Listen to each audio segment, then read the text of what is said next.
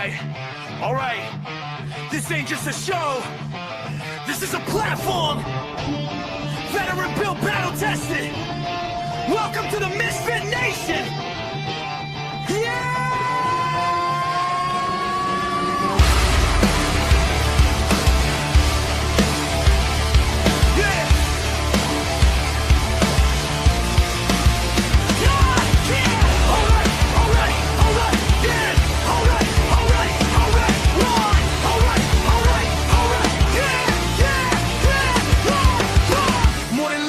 Mic in the room, built from boots on the ground, now we breaking the rules. Two vets, one leader, painting the sound, turn scars into sermons, let them echo around. Authors with truth, musicians with fire, actors backstage chasing something higher.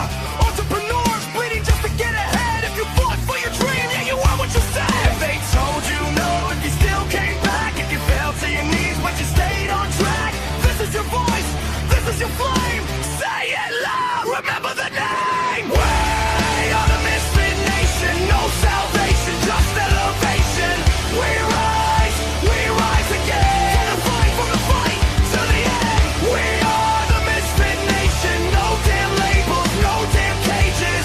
If you're still breathing, you belong. Turn it up. This is our song. Yeah. This is our song. Yeah.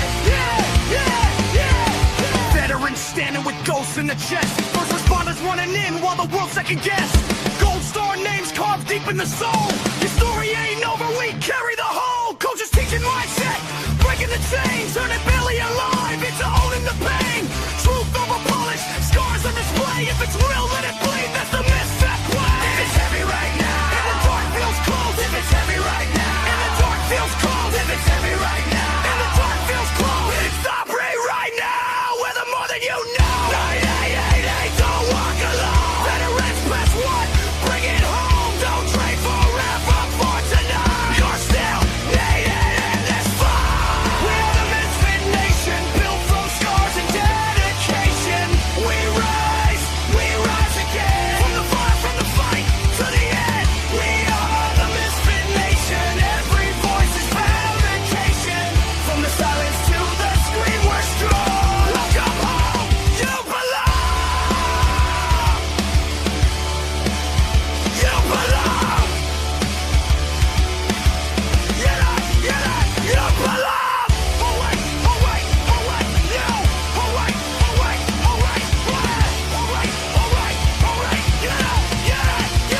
you belong.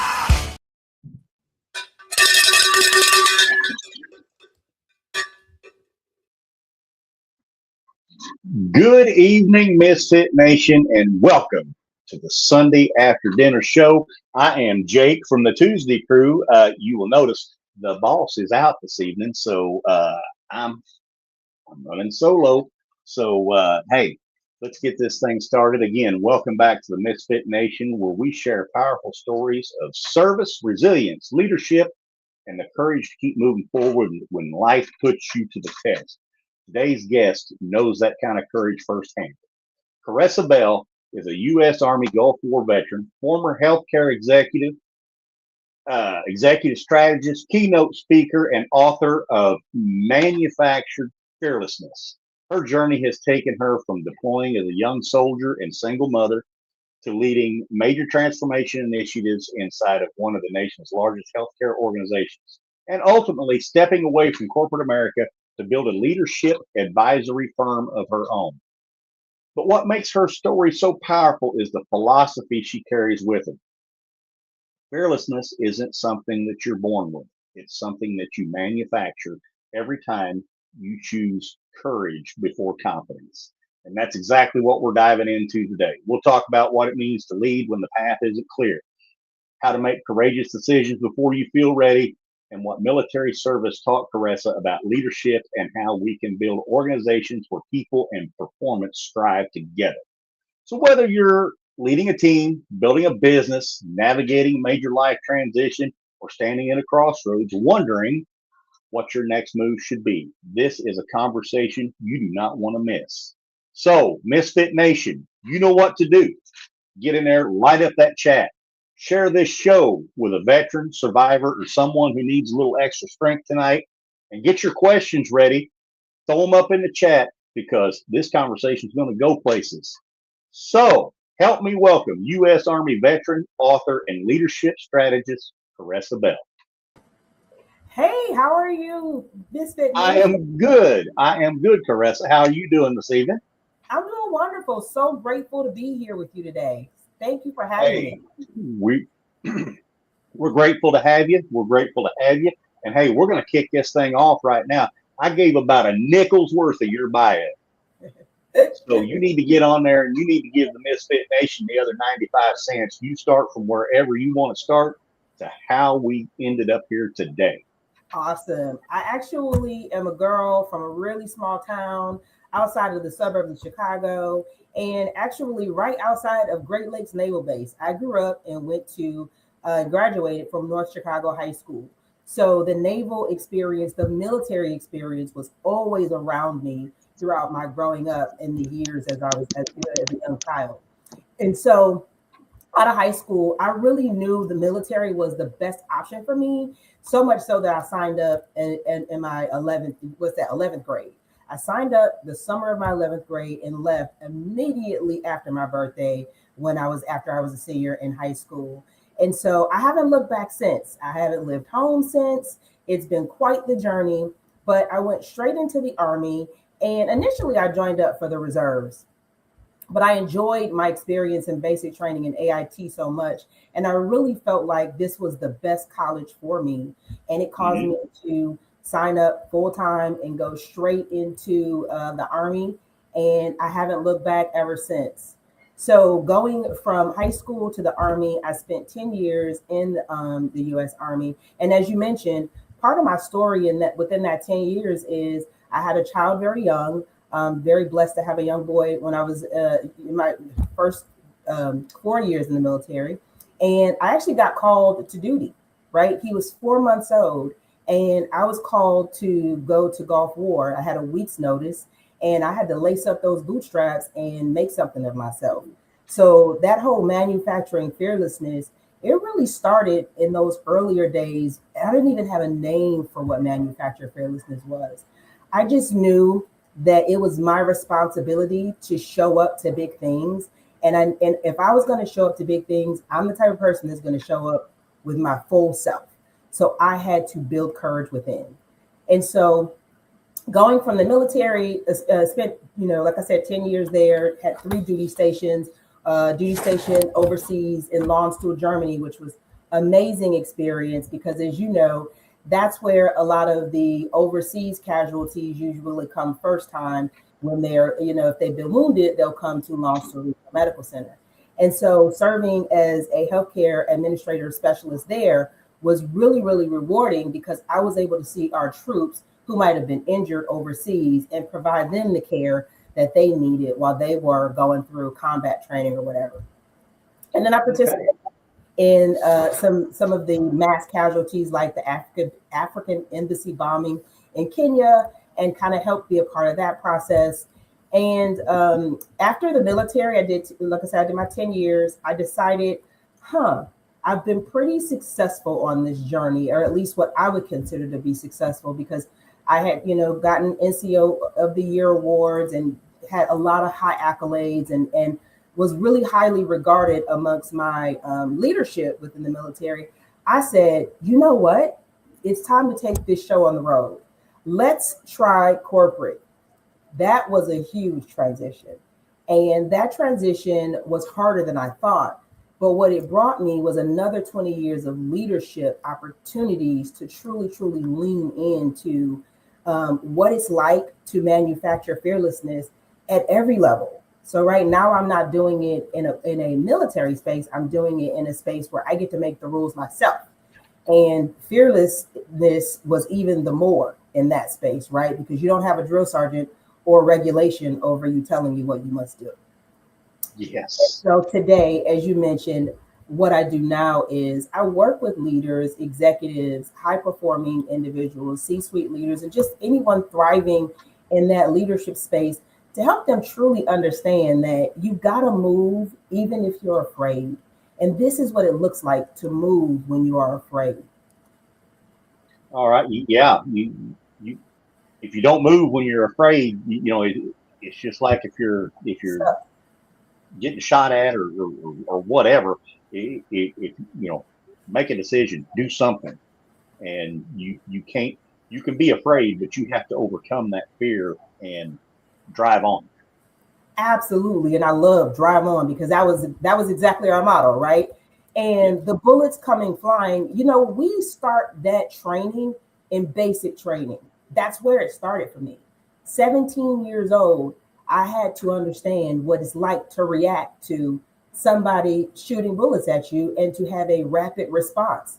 And you can Hmm. best believe I was afraid, even if those rounds were tracer rounds or they were, dummy rounds. Something within you kicks in and you say, I've got to get my butt in gear and get something going for my survival. What I didn't realize is that that was going to become my philosophy for life.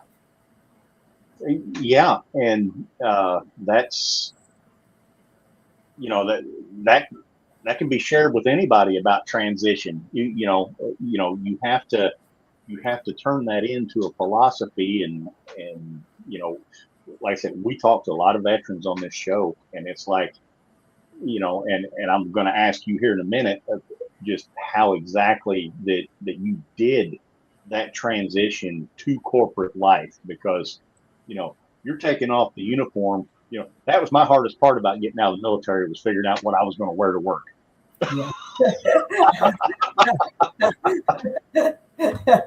I can relate. I can relate. Dang, I got to buy regular clothes now. Exactly. You throw away that kiwi, that can of kiwi, and and them spit shine boots for a different set Yes. of shoes, right? Yeah. Well, today's soldiers don't know nothing about that. So, you know, back in the beginning, you were a young soldier, a single mother at that, and then boom, here comes this deployment. What went through your mind? Like, oh no, what went through your mind, and how did that experience begin shaping the leader that you would eventually become?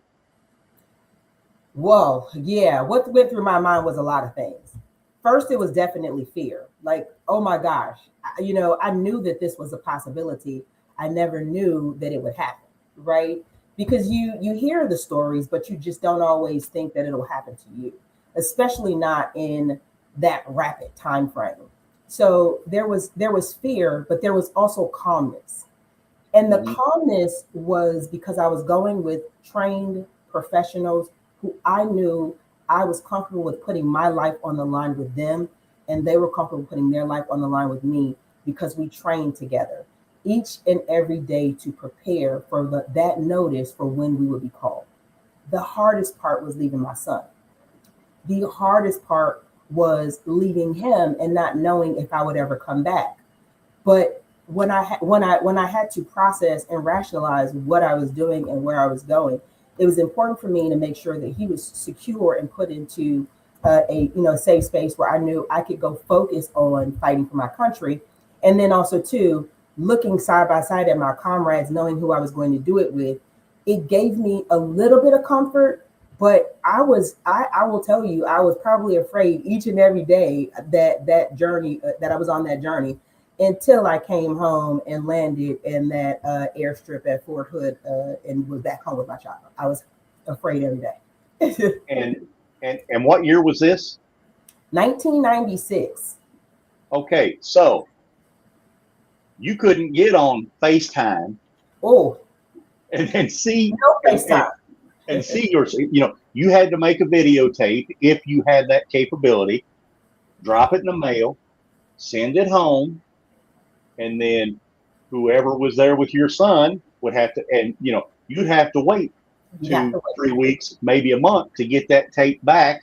And yeah, and I'm not going to say that today's technology makes it any easier, but it gives you a little bit more of a feeling of security, like, hey, I can get on the internet and I can see my family and kind of talk to them. But back then you didn't have that option.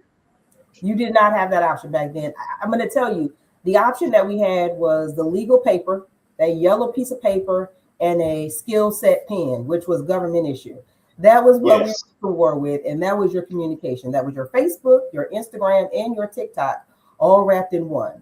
Today, it's so much better, and the troops have a lot more options. I'm blessed. My entire family is a service-oriented family. My husband is an Air Force veteran. My daughter just finished her A school in the Navy, and my son just signed up for the Navy as well. So we are a service-oriented family. And I keep telling them they have so many more options available to them to stay connected than I had. So they should call their mom. Well, yeah. Hey, wait a minute. Mom's been through this. We call her. That's right. That's right. Now, you don't give them a hard time for joining the Navy, do you? You know, there's a love for that. It's really full circle. I grew up on the Navy base, or grew up near a Navy base, so I cannot hate on Great Lakes Naval Base. I understand. Excited because they're both airmen, so we get a little bit of the best of both worlds. So I'm not mad at it at all.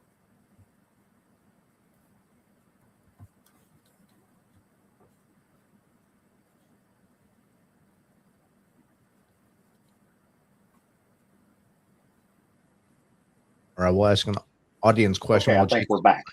There you go. Can you see that, Jake? Caressa, as a single mom, yeah, I can see it. As a single mom trying to hold everything together, work, family, finances, and my own goals, how do I choose courage when I'm exhausted, afraid of making a wrong decision, and don't feel like I have room to fail?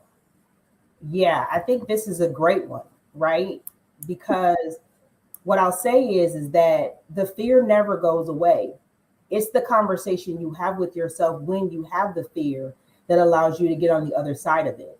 So what I would say to the individual that in the chat that asked the question, I think for me, it was always important for me to understand my priorities. Every day, my priorities are in the forefront of my mind, right? What's first, second, third. You know, obviously my connection with my, I'm a Christian, so my connection with God is always important at first. My connection with my family is a second. Then there comes the things that, myself, my work, and things of that nature.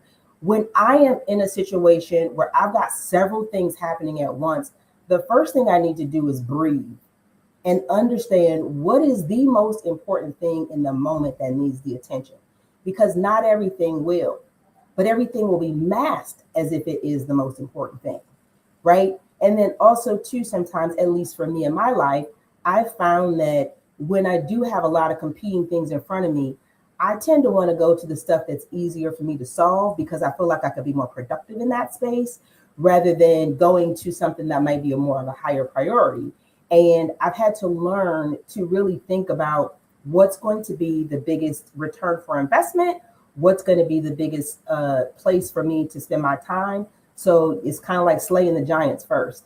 And then you start to continue to go down the list. But give yourself grace too, right? Because we can't do it all.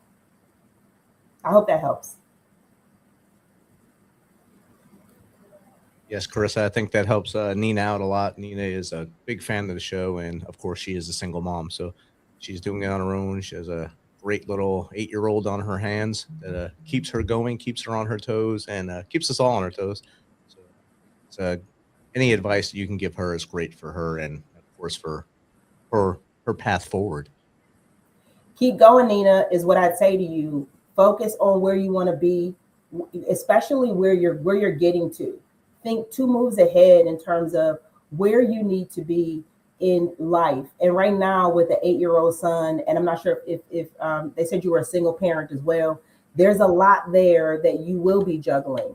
But what I would also encourage you to do is get really, really clear on what the path ahead looks like for you and for your child, what you want that to be.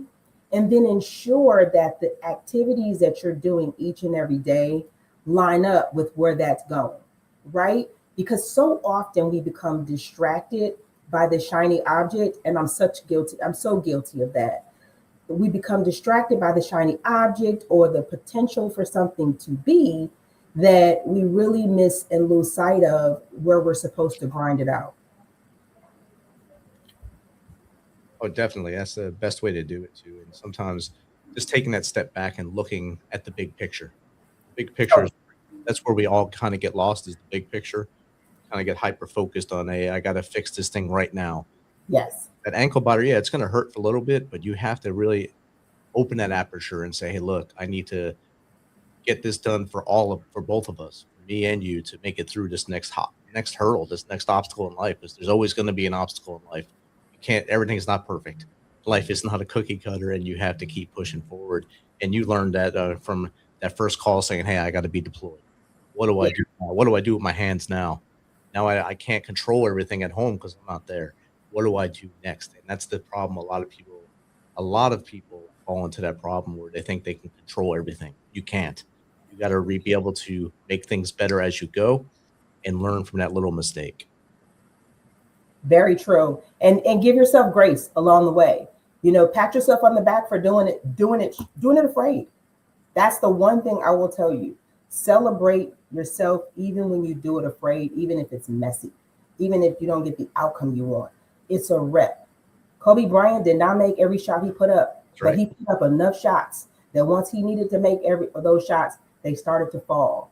And it's just like what we did in military training. Drills to constantly sharpen that saw.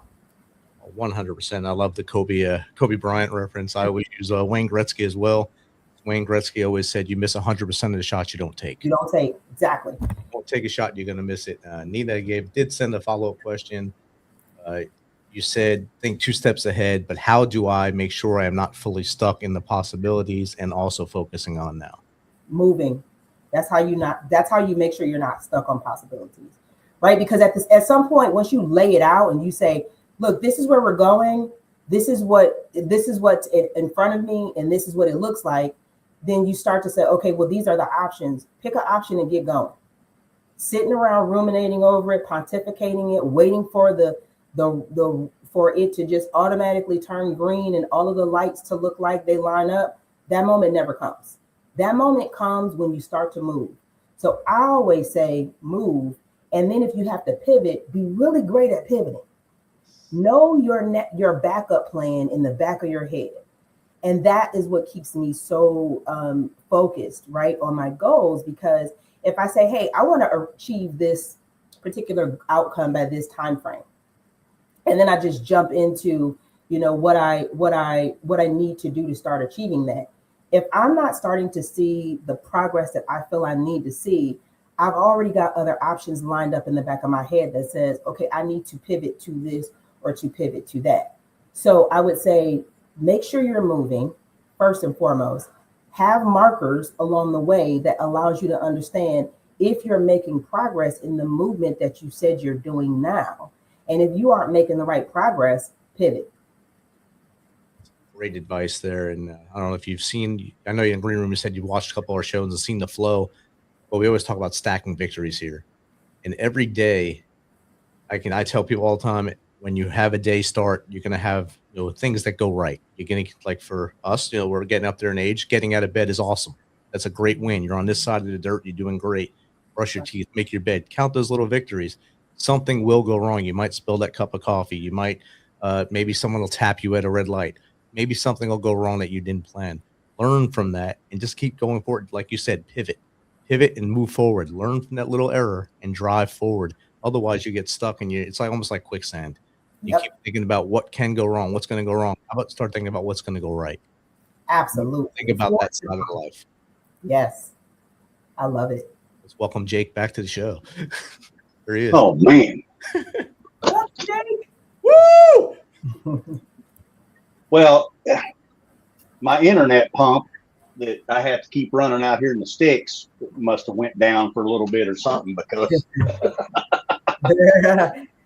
look at that. You pivoted though. It looks like you pivoted and made your way back there. Hey, we'll keep our fingers crossed and pray. Because we'll just pray that it keeps. Okay, where are we at? Because I have missed a little bit.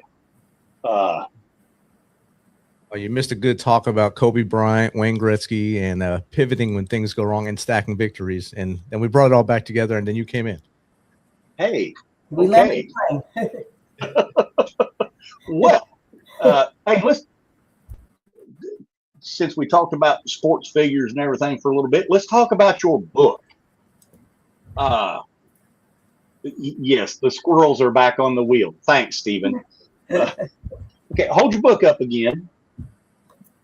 So where can the Misfit Nation buy that book? So the Misfit Nation can buy this book on my website. My website is www.iamcaressabell.com. And Look at that. You say it and it appears. Look at that. Technology. And then you just toggle over to the manufacturer Fearlessness tab, and there you have it. You can purchase my book. You can also look at some of the other amazing things that we've got going on within our leadership work that we're doing with others, and have other ways to reach and work with me. All right. Now, you make a powerful distinction that fearlessness isn't something that we're born with. It's something that we create. What Absolutely. does manufacturing fearlessness actually look like when somebody is facing a decision that actually scares them? For me, what it looks like is not taking the easy road because it's easy. Going the route that's going to give you the best benefit for the outcome you're driving, right? Okay. There's a play it safe level that some people get to operate in, and they just get to live life via a play it safe rule. And that hasn't been my journey. I haven't been afforded the opportunity to play it safe. So I have to manufacture fearlessness to go after big things that might not automatically be at my fingertips or at my grasp. So what that looks like for me is anytime I want something big, I'm going for it.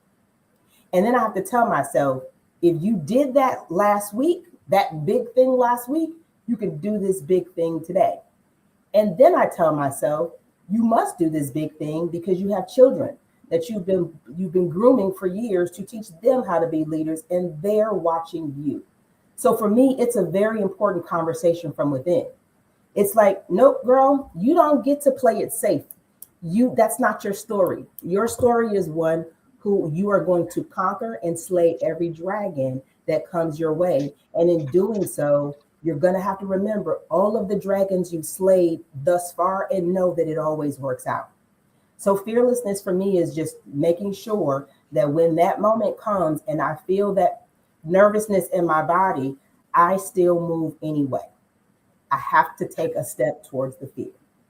Okay, and you probably subscribe to the same thing that we do here at the Misfit Nation. Do hard things that make you uncomfortable so you can grow. Yeah. Okay. Yeah. And we try to preach that around here. Matter of fact, the producer is always mentioning something about, do hard things, do things that make you uncomfortable, get out of your comfort zone. And, matter of fact, I'm doing that right now. So awesome. but anyway, yeah. And it's the only way that you're going to grow. True. Very true. And what you'll find is, you're going to learn yourself. You will learn yourself every time you take that extra step. I'm sure that, again, going back to the basketball analogy, Kobe Bryant didn't come out the gate making threes, right? There was probably some nervousness about his shot or his form or his ability to do some of the things that he did. But it starts with just doing it. And once you start to do it and you see, well, maybe this isn't as bad as I thought it was, right? Mm-hmm. And you start to find yourself mustering up that courage. But that first step is the hardest step. And once you take the first step and you continue to go forward, everything from that first step is upside. That's a gain. It's a gain that you wouldn't have otherwise had because you were going to sit in the corner and play it safe. Yes. And another thing, you mentioned Kobe, and kind of weird. I read a thing about Kobe this week, and I guess his work effort or his work ethic was unrivaled. Yes. He and matter of fact, what I was reading was the I guess the feud that him and Shaq had, because Yeah. Shaq was kind of lazy, but And, you and he know, might have been able to play it smarter than Kobe could have played it because he had natural height and abilities that perhaps Kobe had to work harder towards. And that's just the thing. Everybody is dealt a different hand. And yes, you have to, if you really want to break through or break glass ceilings, you have to be willing to kick down doors. And that's one thing yes. about me. I always got my combat boots on and I'm ready to kick the doors down no matter where I'm at. Hey, yes, that's be ready to go anytime. So let's paint a picture here. I'm a CEO. I've got, let's say, X amount of divisions in my company, and I want to bring you in to talk to my leaders. Now, do you have a pretty much cut and dry thing that you're going to teach us, or can a CEO, when they go to your website, schedule you or whatever, can they say, okay, uh, I'm trying to get my leaders to do this, and then you will tailor a program for them, or how's that look? I've got a couple of options. I do have some standard programs that, are pretty common leadership journeys and programs for any leader. But then also too, if a CEO calls me and says, hey, I'm trying to do this thing with my leadership team, I'm going to want to sit down with that CEO to understand what are the challenges, where is the growth needed, right? What do they feel is most important in the organization that's happening? Is it people not stepping up? Is it decision making? Is it people not really owning their responsibilities? What exactly are the challenges and the pain points that you're facing? And then I tailor my message to that particular scenario. So my executive retreats and workshops can be very tailored to a specific organization, industry, or pain points.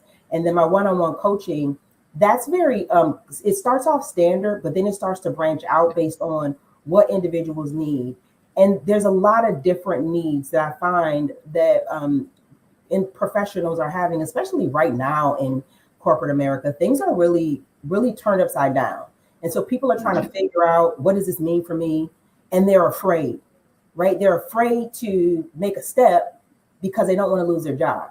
And that's why manufacturer fearlessness is so important, because the people that play it safe, you're going to eventually fall to the wayside anyway. Oh, Right? well, yeah. Well, I mean, look at the military. I I tell people when they, especially, I just came out of a job where we train soldiers every day. That was our job. And, you got people in there wondering if they want to stay in the military or, whatever. And I said, look, you have to do three things and three things only to be a success. You have to be in the right uniform,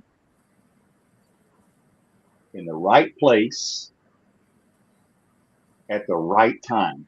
If you do those three things, everything else that you do is gravy. There you go. Show up.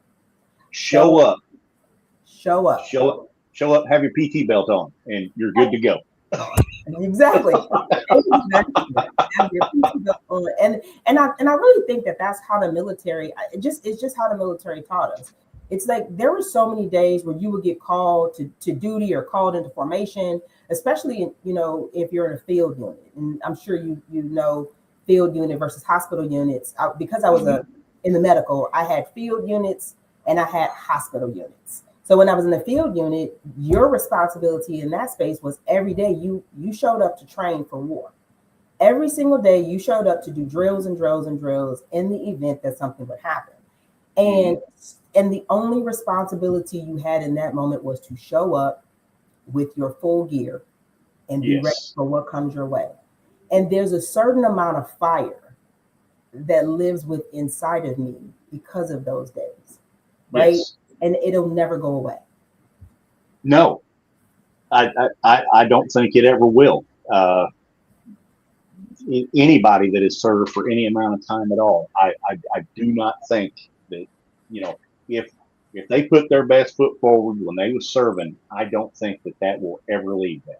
And I'm thankful for it. And, but yeah, it was a good time. Now, I do have a question about corporate America right now, though. Are some of the problems that they're having, I guess, is it a lack of communication or a lack of, because I'm a firm believer, if you set everybody down in an office, you pull out all the cubicles and make your workers sit next to one another and actually look at one another, have conversations with one another, I think that you're more productive than putting everybody in their own little cubicle. And I mean, I might work with 100 people in this big room, but I've got 3 walls around me and I don't see anything but my computer screen. Yeah. Can that be attributed to some of the problem that we're having today? I don't necessarily think that's the reason why, right? In terms of the problems that we have today, and there's a lot of problems that we have today, let's face it. But the team culture and team dynamic, which is what you're talking about, whether you bring people in a room to work together side by side, or you divide them into cubicles and kind of close them off. I think there are case studies for when either one of those options are really important. For example, because I worked in implementations for so many years, a lot of programmers need to be in a cubicle with their headphones on so that they can think and program code. So I don't want to put them with folks who are doing testing, because my testers need to talk across the aisle to each other and say, hey, what was the testing result you got from here? So the scenarios really drive how you want to bring your teams together. But I do think this comment you made about communication in corporate America, I do think that that's an interesting piece that I'm seeing a lot of right now. And here's what I'm finding. What I am finding is business right now it's changing across the board. And executives are trying to pivot, and they are not communicating as much as they might have in the past, which is leaving individuals underneath that are driving the work not 100% certain about where we're going. Okay. And it's creating anxiety because a lot of people, they're not like us. They're not used to just putting on the uniform and showing up and figuring out where life takes you. They want to know where they're going. And when they start to see inconsistencies and how leadership is showing up, how decisions are being made, and when it doesn't make sense to what their reality is, and no one is taking the time to explain it, now you have a lot of misunderstanding. So the lack of communication does lead to misunderstanding, but the reason why executives and CEOs are not communicating the way that they were in the past, the data is changing so fast. They are trying to strategize and look forward and get in front of things that are moving so much faster than they were before. Also, too, mergers and acquisitions are a huge part of business growth these days. And a lot of those things you can't even talk about until it's over with. And so one of the things that my program, which is called Beyond the Veil of Leadership, is really about showing you what's happening behind the curtains. So because if you understand what's happening behind the curtains, then you're a lot less paranoid in thinking that people are doing something to you. And then you know how to operate when the communication isn't flowing your way. Okay. In absence of communication, there's still a message that you could hear in the silence. But if you're not trained to look for it, you probably won't catch it. Okay. All right. Hey, we got another question here from Can I Please Go? It asks, Caressa, what do you do when you know you need to make a bold decision, but fear is still louder than your confidence? Thank you for that question. Can I please go? What I do is I close my eyes and I just jump. And I say a prayer, I close my eyes and I jump, and I say, good or bad, I'm going for it. And I'm ready to take whatever comes my way. Because my philosophy is I'm going to either win or I'm going to learn. But I learn nothing if I don't take the step. And I win nothing if I don't take the step. Okay. Yeah. It seems like I know it probably sounds very cliche, but really when you start to sit with yourself in your darkest moments and your quiet moments, and you start to count up the many a times, if you just look back on your life and look at the many of times that you've done something and you were afraid, and you just look at the outcome. Mm-hmm. And you look at the outcome. Did you ever regret taking a step forward? A lot of people I know feel better about themselves, at least being able to see what's on the other side of that fear. Well, yeah. I mean, you do something that scares you and you come out on top. If you don't have a sense of accomplishment after that, something's wrong with you. And that's a pattern of behavior for you to know that if I did it fearful and succeeded last time, I could do it fearful and succeed again. Now, the success may look different. The success may look like a learning, right? And if you're really super, super, super afraid, create contingency, create a backup that you initiate right after things start to go in the wrong direction, but you don't stop. The idea is to move forward with yourself and jump off that bridge, move forward with the contingency plan. Say, look, I'm going in and I'm going to give it 10 days, or I'm going in and I'm going to give it 30 days. Right. And then you measure, but what I say is don't beat yourself up for it, because it's a lesson. All right. Yeah. Take it as a lesson. Misfit Nation, you heard it here. You heard it here. All right. Got another question from Yakasova for Life. Was there a moment during your military service when you realized you were stronger than you thought you were? I love this Thank question. you for that question. I love this question because I have to tell you, I was a girl from the suburbs and PT was not me. I hated running. I absolutely did. It wasn't my thing. But I had to do it. It was part of the job, right? You just have to do it. And over the years, especially in the field unit, the first 3 years of my career, I was in the field unit. And we had a first sergeant who was obsessed with running. I mean, we had like 6-mile fun runs, and I would always fall back to the wayside. And it was just, it just was in my head. And even, I had a lot of good colleagues that would help me learn how to run. But I kept at it because I knew it was part of my journey.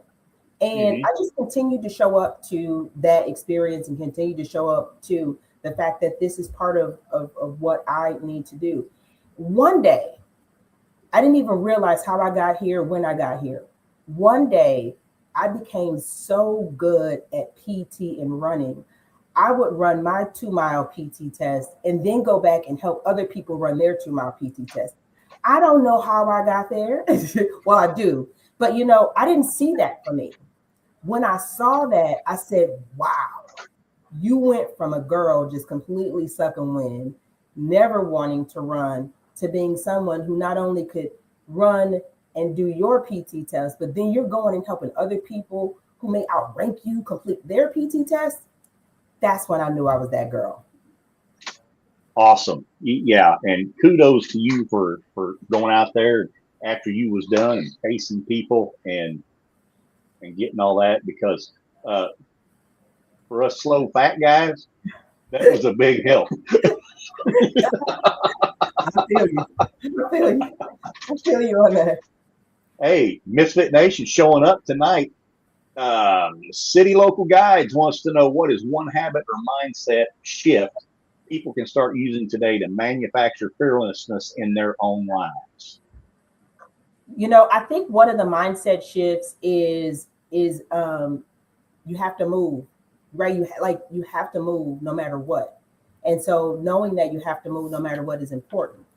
But I also too think it's important for people to understand how their fear shows up, because everybody's fear shows up differently. My fear early on was showing up in excuses like, oh, you don't necessarily have to do that. That's not that big of a deal, right? Mm-hmm. I was downplaying things as if they weren't important, and because they made me feel uncomfortable. And so one of the things I think as a mindset is important is really understand what does fear look like for you when you're facing it? How do you feel, right? Do you get warm inside? Do you start sweating? Are you nervous? Identify what fear feels like in your life, your body, and then start to address it. If you can't diagnose it, and if you can't see fear in front of you and what it looks like, if it is masked as excuses, or I don't really want it, I just want to play it safe, I don't want to grow, I'm fine down here. Those are all, to me, signs of individuals who might be afraid to push themselves to see what's next. So going back to answer the question more precisely, I would just say getting really clear on how your fear shows up and start to attack it. Tell it, nope, we're going to try it anyway. We're going to try it anyway, because today is just going to be the day where we're just going to jump. Yay. You know what? I think that answered that question very well. Now, you went from military service to executive leadership and ultimately helping to lead major transformation inside of a massive healthcare organization. What lessons stayed from your service stayed with you as the stakes, responsibilities, and number of people depending on your decisions continued to grow? Jake, can you state that question one more time? I missed a piece. Yeah, I'm sorry. Okay. You went from military service to executive leadership, and then ultimately you helped lead a major transformation inside of a massive healthcare organization. What lessons from the Army stayed with you as the stakes, responsibilities, and number of people depending on your decisions continued to grow? Got it. Well, and can I spend a few minutes talking about that transition, because it wasn't quite as eloquent as you stated it. Okay. Hey. So let's talk about the transition, because this is important, and I really want anyone that's a veteran or someone that's in the military looking to join or get out at some point. You'll get out. You won't stay there forever. I really want this. I want this message to be heard, because at 10 years in the Army, I was in a good space. I had great leadership support. I was NCO of the year, NCO of the quarter. I was called to do a lot of amazing things. My leaders, my first sergeants trusted me. I was really in a good spot, what they call a good spot.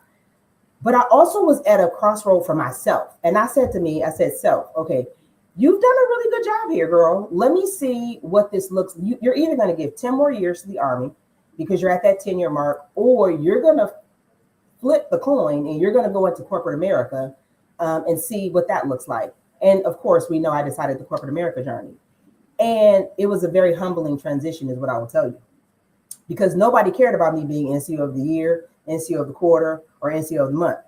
Nobody cared how many times I low crawled. Nobody cared the fact that I was a Gulf War veteran, or that I deployed when my son was 4 months old. Those accolades were there, but they weren't what was important for the job in front of me. So talk about the level of manufactured fearlessness, trying to learn an entirely new system, starting at the bottom, right? Yeah. I didn't start as an executive. I ended there because I manufactured the fearlessness to do things that people said that I couldn't do. But the transition for me from that one lifestyle to the next lifestyle was really important, because what I learned all throughout the way, I still had the fearlessness in my belly. I still had the fire in my belly, which was birthed in the military, which said, I can just do it. I can do a thing. I did those things. I can do this thing. So in corporate America, when I had to learn how to climb that ladder, I was met with a lot of challenges and a lot of lessons. But because I never gave up, and because I knew I had a seat at the top with my name on it, I continued to show up every day in a fearless way. And I have to tell you, I could have stopped at this pace that I'm on years ago. But the military taught me, it's just something about that experience in the military where I feel like my mission is not complete. And if my mission isn't complete, I am always going to be striving for and moving for greatness. So throughout my 20 years of corporate America leadership, I learned through various stages of leadership, right? From an individual contributor to leading small teams to leading, projects that were a couple of $1 million to leading programs that were $1 billion to leading billions of dollars of investments with hundreds of people, thousands of people listening to me and what I had to say. That was an evolution. Mm-hmm. That evolution was made real by manufacturing fearlessness to show up to stuff that I was like, oh, wow, I want to do that. And people will look at me like, why do you want to go over there? That's really hard. It just stuck with me.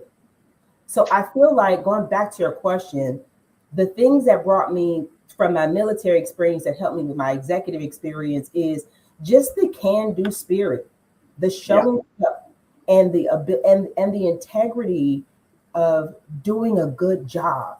I mean, like, there's a level of integrity that comes with those of us who have served, where you are supposed to stay there until the job is done. Yes. And that's just who I always have been. I can't, and I won't apologize for it. Hey, and you shouldn't. Okay, now this next question is a tough one. Okay. The Bears 87 want to know, you left Chi-Town and now live in Atlanta. Are you still Bears family? Now, listen, I don't know who's coming for me with this Bears comment. It might be somebody from my hometown, but I'm ready for this. As a little girl, I grew up a Chicago Bears fan. Everybody in the house was. My father, rest his soul, was a Chicago Bears fan. I will always have Chicago Bears in my heart, no matter where I live. I live in Atlanta, and I like the Falcons, but I'm always going to be a Chi-Town girl, and I'm always going to go with my dad's team at the end of the day. All right. Now, what is your favorite food from Chi-Town? Oh, okay. It's a lot of good food in Chicago. I tell you what, if I tell you mine, okay, I cannot go to Chicago without hitting Portillo's at least once. Sir, that is, you're good people. I can tell. So, let me tell you, Portillo's is top of the list. I'm a pescatarian. I wasn't always a pescatarian. I was an Italian beef, Maxwell Polish sausage eating person. And yes. Portillo's is a fan favorite. But I love Portillo's to this day because Portillo's has garden dogs, and it allows me to enjoy my favorite taste of home while also keeping with my pescatarian diet. So Portillo's for the win. Awesome. I have never met anybody from Chicago that, when I tell them that, I'm a big fan of Portillo, they're like, well, isn't everybody? Isn't everybody? Yeah.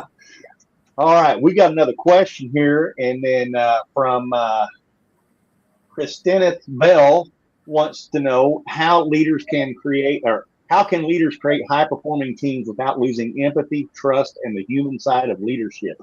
Thank you for that question. Great question. Thank you so much. I think team culture is so important.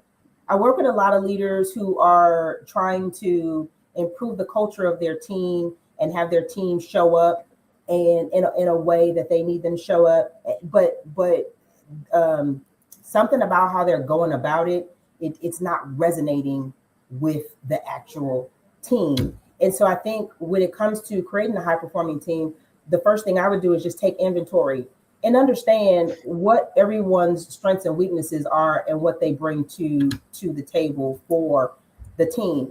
And then I would start to create some sort of culture that allows them to come together and feel accomplished as a unit, right? And this looks different in different organizations. It could be giving one person a stretch assignment or pairing them with someone else, where they can learn a different way of thinking or lean into something else. What I find is that team members want to feel valued. They want to feel like the time that they spent at work had some meaning and that they aren't just there to push a button. So if you have a high-performing team and the goal is to grow them, to make them to stretch them, to allow them to truly have trust and empathy, that comes with first understanding what their strengths are and, how to leverage them for their strengths so that they feel accomplished. Then also too, delegating things to them to give them the ability to feel like they have wins in their pocket. What I love with my teams is I like to put my team members out in front of leadership, and then I become their support system. Because what happens when I give them the light to shine, I can back them up and they can feel supported and feel safe. But if I take the leadership message to a leader, or I don't bring another leader along to learn what's happening at the next level, their understanding and growth is stagnated at where they can recognize the scenario from. And so sometimes it's really a matter of giving them that exposure and then supporting them through it, while also too being really, really intentional about understanding where their strengths are and then allowing that to help you get to where you need to be. It's really intentional, very intentional. Okay. All right. Now, got one man, Misfit Nation, you're showing up tonight. Ghostface Lover wants to know, for someone who feels stuck in a career or life transition right now, I'm feeling you. What is the first courageous step that you would challenge them to take? Love this, because I talk about this in my masterclass every Sunday. It's a masterclass called How to Get Promoted Without Working Yourself into Exhaustion. There are things that you need to be doing within your career today, whether you're looking to get promoted or whether you're looking to be, grow or elevate or just dominate in your current space so you don't become a person that's being left behind. What I teach people on that Sunday masterclass is you have to be very clear what your gifts are and where you are trying to go. Clarity is important because clarity allows you to see the finish line. It allows you to see what's ahead and have a picture for it. Second thing is you need to get visibility. Getting visibility from the right people who need to see you doing the things that you're doing is so crucially important, because that's how you start to branch out. The person who's sitting in the cubicle with their heads down and never talks to anybody, they will forever be that person until they start to break out into their shell and start to lean into other things. The third thing that's important is strategy. Being strategic about how you show up each and every day is important. Having an offensive strategy the day you walk in the door and a defensive strategy on how you're going to operate when things don't go your way, crucially important. And last but not least, ensuring that you create capacity within your schedule to do the things that will elevate you to the next level, and the things that don't elevate you, you let them go. So you become very focused, right? If you're stuck right now, a lot of people I find that I'm coaching that are stuck, it's because they're stuck in the rut of their specific role, and maybe they're waiting for something to come along the way that's going to make them feel unstuck. But again, the manufactured fearlessness way is to go after it. The manufactured fearlessness way is to declare it. The manufactured fearlessness way is to say, I want it, right? And I'll say this one last thing because I think it's important. I was that leader that would go up to my leader and say, look, I'm here today in this director position, but in 2 years, I want to be an executive and I need you to help me get there. Declare what you want. Say it. Be the person, manufacture the fearlessness to say what you want to who you want it to be. Because guess what? The universe will hear you. Yes, it will. And hey, while we're here and while we're talking about it, let's get that website popped up here. Here it is right here, Misfit Nation. And if you look across the top, you got all the links there. You got the links to buy the book, Manufactured Fearlessness, and you've got ways to contact Caressa and, become a better leader. Manufacture you some fearlessness and get out there and be your best self. Be your best leader. So if somebody wants to contact you, I guess that there is a contact us button and all your links right there at the bottom on how folks can get in touch with you.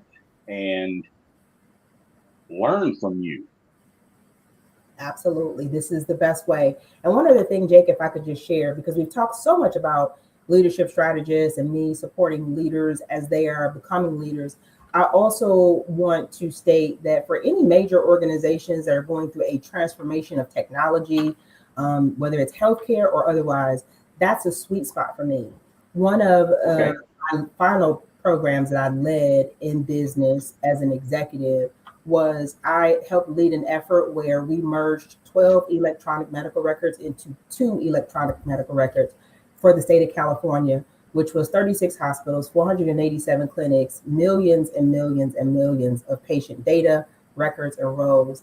And so on top of being able to coach and train leaders, I also sit at the head of several large scale transformation efforts. And that is also a arm of my business as well. We also support major enterprise transformation work. Okay.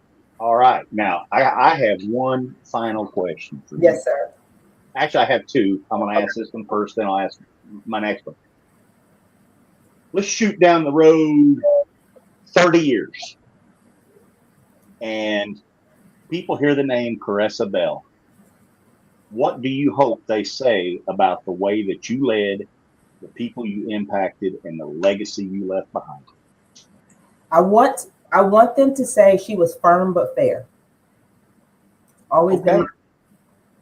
And the firmness comes from having standards. I have standards for myself, so I have standards for those that I engage with, right? And I show up to the standards that I have for myself each and every day. And it's also to the reason why the people that I encounter, I expect that I'm engaging at a certain level of standards. And if that isn't there, then it's non-negotiable for me. So I'm firm, but I'm fair. I will also too meet you where you are. If you're working towards having those standards in place and you're truly trying to get there, I will work through that with you, right up to a point where it becomes no longer beneficial for me. Okay. All right. Now, last question here. We here at the Misfit Nation, in our main studio, we have a wall of honor, and we have patches from fire departments. We have patches from police departments and EMT patches, military patches. Do you happen to have any extra patches from your military career that you might want to put on our wall of honor? Woo! That is a good one. I don't think I have any patches from 20 years ago from my military experience, but I love that question. Now you're going to have me go digging up my military stuff and seeing what I might have to add. You'll be going through shoe boxes till midnight. I got some coins in there. I have some presidential coins that I received from nice from my days in Southwest Asia that I probably could pull. Nice. Well, Caressa, this hour has flown by. We have had a lively conversation, learned a lot about being fearless. Thank you so much for being here. And Misfit Nation, thank you for showing up tonight with the questions. Man. And here's the book again. Hold it up there. Everybody see it. Manufactured Fearlessness. Go to the website, buy the book. I read a lot, and generally when we have guests that have written a book, you're going to sell at least one book here in the near future. So, thank you. Now I got something to say to the Misfit Nation right now. Misfit Nation, if you're out there and you're living in fear and you don't think that you want to be here tomorrow, do me a favor. Pick up that phone. Dial 988. If you're a veteran, take option 1. Somebody at the other end of that line will get you the help that you need.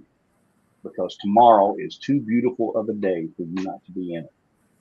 And again, like I always say, if you don't want to make that phone call, drop us a line at the Misfit Nation. Jake at the MisFitNation.com, Stephen at the MisFitNation.com, or info at the MisFitNation.com. Drop your name and number in there. We will get back with you because, like I said, tomorrow is too beautiful of a day for you not to be in it. Remember to catch us on Reads Across America. And Sadly, I will not be here on Tuesday. I will be on the road. So I will catch up to you the week after sometime. Caressa, thank you so much for being here. Thank you, Jake. It's been truly a pleasure. If I could just leave the audience with my last mantra that I share with everybody that I work with: lead yourself, lead others, leave a legacy. If you lead yourself first and manufacture the fearlessness to do some big things, I bet you will be able to lead others. And if you lead others with that same level of manufactured fearlessness, I promise you will leave a legacy. Awesome. There you have it, folks. That's how you leave your legacy. Lead yourself, lead others, and leave a legacy. Caressa, thank you so much for being here. Misfit Nation, thank you for showing up tonight, and we will see you next time.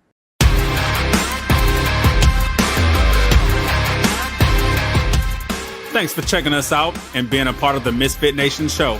Don't forget to visit our website at themisfitnation.com. That's themisfitnation.com. Check out all our past episodes and get some of the great Misfit Nation gear for you and your family. As always, be humble, stay hungry, and keep hustling because we are Misfit Nation. Misfit Nation.